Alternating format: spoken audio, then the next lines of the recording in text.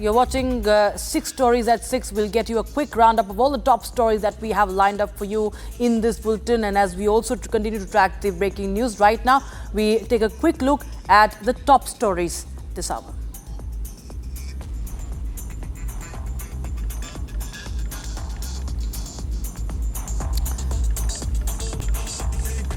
So the safe theories continue to be peddled. Now the netas are raising questions as to what is the truth behind the attack on Saif Ali Khan.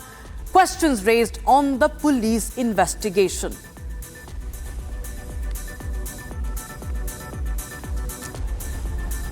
Two of the MF Husain paintings have been seized by the court. Delhi court has ordered the seizure of at least 2 of MF Husain's paintings that insult Hindu deities.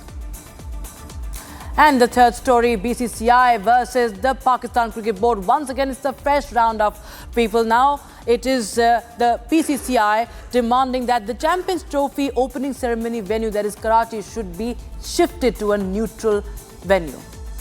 And it's Aam Aadmi Party versus the BJP. The middle class manifesto has been now launched by Arvind Kejriwal. He has listed out some demands, not promises. And we'll get you the visuals today coming in from Prayagraj, where the entire Yogi cabinet took the holy dip at the Triveni Sangam. And of course, the American dream, is it dead? Is it alive? There's a lot of chaos among the Indians. Well, the latest statement by Trump on H-1B visa will be bringing you that, and also helping you understand how does it really impact the Indians in the United States. All right, viewers, so the top story of the day remains Saif Ali Khan attack mystery. Now, it's been 5 days, at least 6 days since Saif Ali Khan was attacked in his Bandra apartment in the wee hours. But the mystery around the attack still continues. There are glaring lapses and inconsistencies that have been the biggest talking point. Mumbai police officer who was initially probing the case has now been replaced. And now Shiva Sena leader Sanjay Nirupam has raised questions about the investigation, saying that there are many questions that are not, in fact, there are many of the theories that do not add up, and also demanding a reaction from the Kapoor family. Why is the Kapoor family silent on this? Here's a report.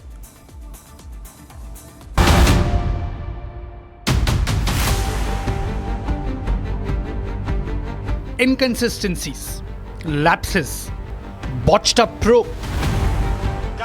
We are just visited, don't please. Statement ले रहे हैं आज आप लोग? आप यहाँ पे साहब का स्टेटमेंट रिकॉर्ड करने के लिए आए हैं क्या? Sir One mystery and unanswered questions. While Mumbai police is in the eye of storm over its botched up handling, it's Shiv Sena leader who raised slew of questions that put the spotlight once again on the twists, turns and changing versions in Saif case. मुझे लगता है जो करीना कपूर खान कह रही हैं कि stop this nonsense और ये हमारा परिवार का मामला है, नहीं, सिर्फ परिवार का मामला नहीं है और ये एक प्राइवेट मामला अब नहीं है। वहाँ अपराध हुआ है तो ऐसे में उस परिवार की भी जिम्मेदारी बनती है कि वो बाहर निकल के आए और सचमुच बताए कि उस दिन हुआ क्या। एक चोर कैसे घुसता, क्या वो महज चोर था? और वो चोर घुसता है तो चोरी ही नहीं करता, चोरी कुछ नहीं करता, बल्कि जाकर के घुस के सीधे हमला ही करता है। अब वो हमला करने के पीछे मोटिव क्या था? And wading in the whole controversy, Uddhav Sena has come to the defense of actor Saif Ali Khan. Sanjay Nirupam को लग रहा है कि सैफ अली खान घायल थे तो इतने जल्दी कैसे अस्पताल से बाहर आ गए, डॉक्टरों ने कैसे ठीक कर दिया, मतलब पूरा एक विवाद खड़ा करना चाह रहा है। जबकि हमें लग रहा है कि संजय निरुपम के दिमाग की हालत शायद ठीक नहीं होगी, हो सकता है उनको अपने दिमाग के इलाज करने की आवश्यकता होगी। While the attacker is said to be a Bangladeshi national, Farooq said that it is wrong to blame Bangladesh for one attacker. Now if somebody has come and has attacked Saif Ali Khan sahib, first of all I am against these things happening and I wish him well. But you can't blame a nation for one man's doing. The mystery surrounding the stabbing case has opened up a Pandora's box on questions that still remain unanswered. Investigating officer Sudarshan Gaikwad, who was initially probing the case, has now been replaced by Ajay Lingnurkar. The question is if this action was merely an eyewash. And most of all, is this enough to cover up the lackadaisical attitude, the botched up handling, and the series of lapses? And the next story that we're tracking, viewers, is how the Delhi court has ordered the seizure of 2 paintings by artist the late MF Husain depicting Hindu deities in a very obscene way. It was displayed at the Delhi Art Gallery. The order by Judicial Magistrate First Class Sahil Monga followed a plea by advocate Amita Sachdeva alleging that the paintings were offensive and disparaged Hindu deities. In fact, we are being exclusively joined by the petitioner in the case, by the lawyer in this case. Makarand Adkar joins us on the broadcast for more. Yes, good evening. Yes, Mr. Adkar, well, this is of course not the first time MF Husain paintings have been in the news for the wrong reasons. This has been for decades that there have been objections raised on the kind of depictions of Hindu deities that have been put out in his art. Now, this time, 2 of his paintings have been asked to seize by the court. Tell us more details about it and the objection that have been raised. See, at the outset, let me inform that the Supreme Court last year made a blanket direction to all the states to take suo motu action if the administration comes across any such offense, means depicting divine deities in obscene manner, etc. In this exhibition, which started on 4th of December, Sri Ganesha and Sri Hanumanta were shown in extremely obscene way, and therefore complainant Amita Sachdeva approached the police on 9th December, requested for registration of FIR. She pursued it on 10th, 12th, nothing happened, and therefore we took the matter to this JMFC, Magistrate First Class, and we made an application seeking direction to register FIR against the offenders. And the magistrate then initially directed seizure of the CCTV footage, then directed seizure of the DVR itself, and then directed seizure of the offensive paintings. Today, I argued for the complainant for seeking direction to register FIR, and the order is awaited. It's extremely disturbing situation. If anybody sees those pictures, will certainly feel offended. But I have to say, really in with a pain that police did not take any action, even though the insult was writ large on the face of the paintings.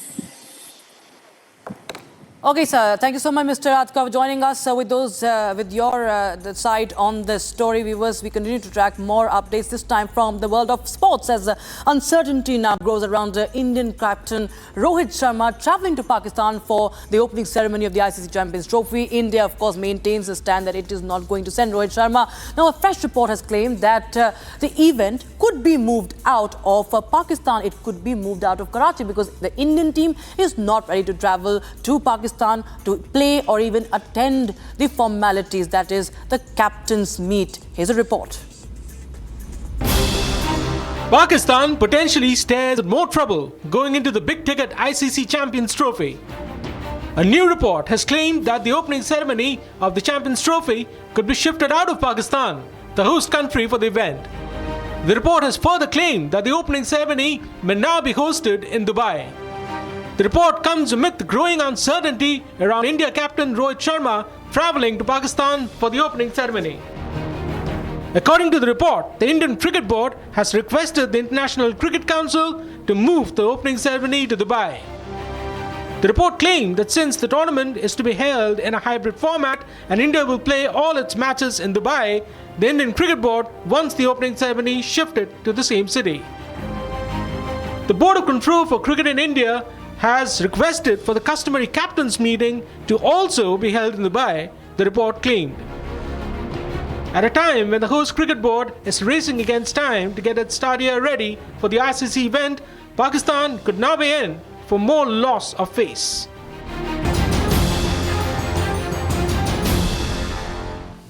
And now we go back to the Delhi elections, the face-off between Aam Aadmi Party and the BJP. It's a race of freebies and several promises to the people of Delhi. Now, after the BJP released its second manifesto, it is Arvind Kejriwal today launching a middle-class manifesto. He calls it Middle-Class Manifesto.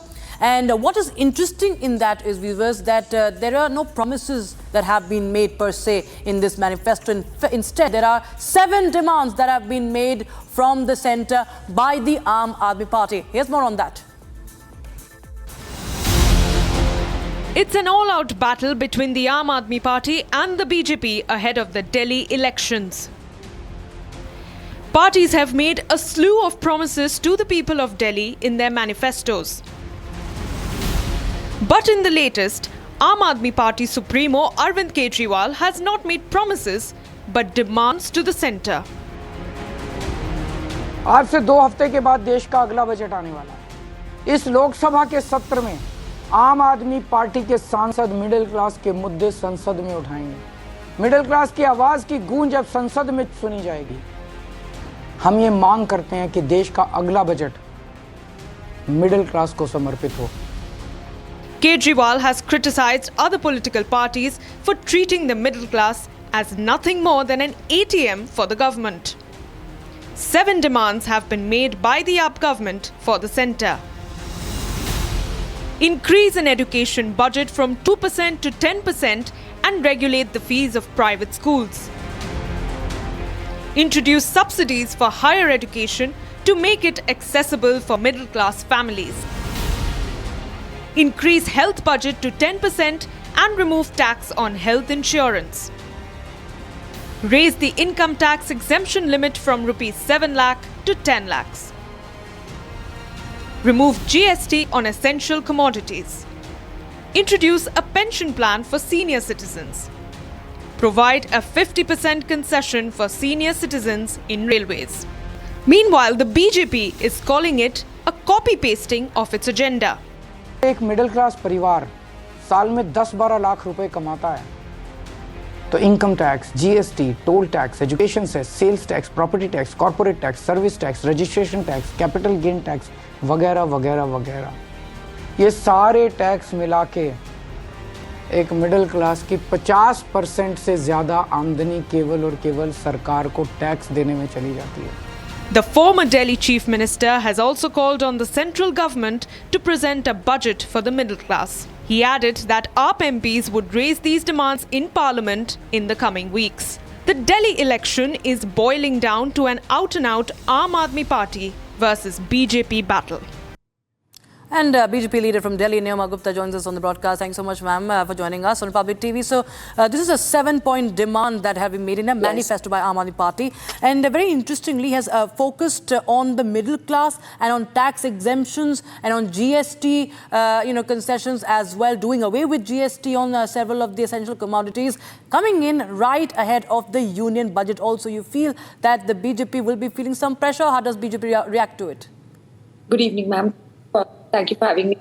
You see, Mr. Kejriwal's sudden announcement of the middle class manifesto demands is more than proof to see what he really thinks about the middle class. I mean, name one thing that AAP has done for the middle class in the past 2 terms. Things like road, clean water, which we all agree are 2 huge things that middle class is concerned with, which are so badly managed and governed, or as a matter of fact, completely ignored. When it comes to BJP, we have done a lot for the middle class over the years, and I'll just list a few to put perspective to what I'm saying. Over the last decade, more than 25 crore Indians have transitioned out of poverty and become neo-middle class. And they are taking center stage in India's phenomenal recent progress in sports, startups, space exploration, technology. And this is very much, I'm talking about the middle class. There's been a massive jump in the Global Innovation Index. We were ranked 81 in 2015. And today we've really stepped up on the ladder. Look at the Atal Innovation Program.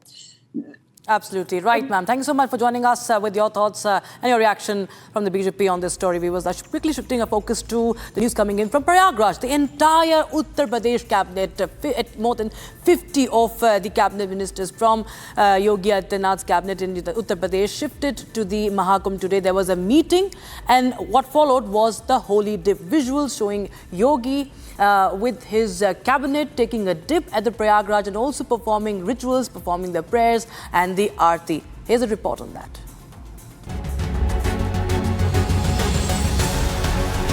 Uttar Pradesh Chief Minister Yogi Adityanath made the most of a rare day out at the Mahakumbh today. The entire Yogi cabinet shifted to Prayagraj for a day in a confluence of governance and faith.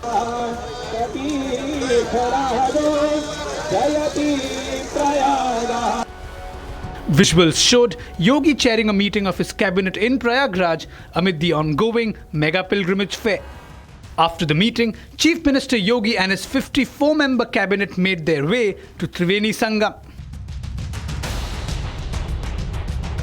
Visuals picked up Yogi and his ministers taking a holy dip at the confluence. Yogi was also pictured sporting in the waters with his ministers. The Chief Minister was also pictured offering prayers at the holy confluence along with his cabinet members.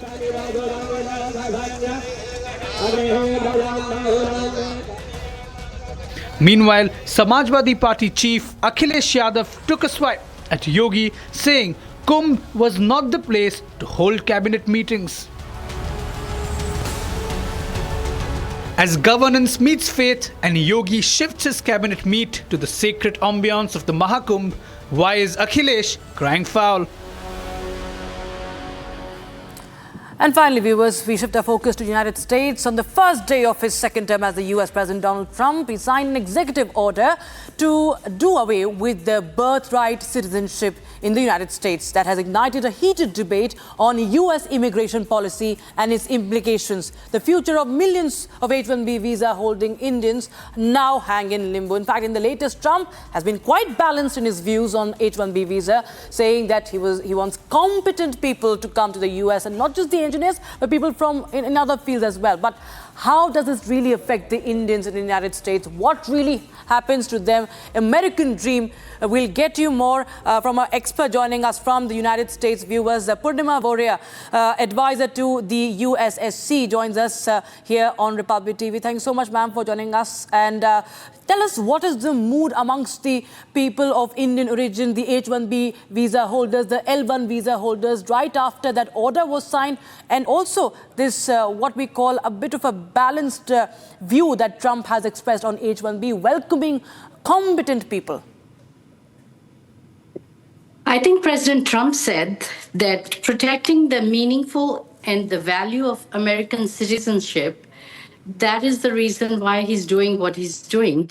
I think Indians have not much to fear, but of course, when it comes to their children and US citizenship that they automatically received as a birthright is going to be done away with. So that's a little concern.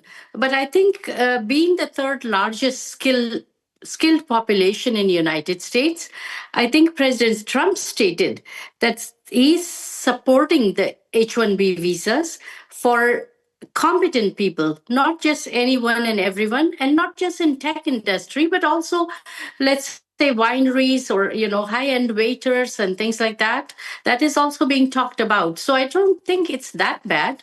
I think we should be welcoming this. This is more geared towards the illegal immigrants or immigrant that came from Mexico. And I believe there are some Indians who also chose that path to come. They need to worry about it. But for overall Indians that are competent, skilled, and everyone needs them. For example, NASA needs engineers.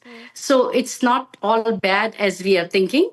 I think President Trump is strong and he is very strong-willed. So he's going to do what is going to make America great again, regardless of what other countries think.